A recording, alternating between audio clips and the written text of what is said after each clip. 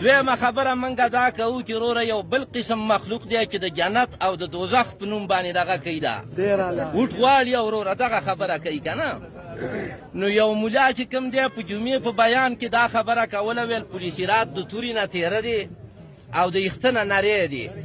نو هغه سړی چې کور ته لاړی ډېر سخت فکرمند شولو چې دا خو ډېره عجیبه خبره ده چې پولیسرات باندې د دې باندې خو تېرېدل ډېره ګرانه خبره ده.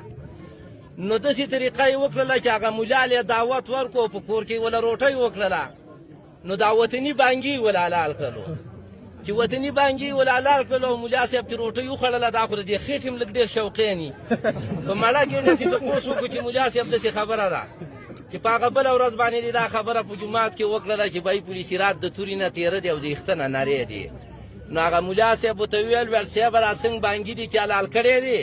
که داسې بل بانګي دي حلال کړو نو موټروی به ته دې جوړه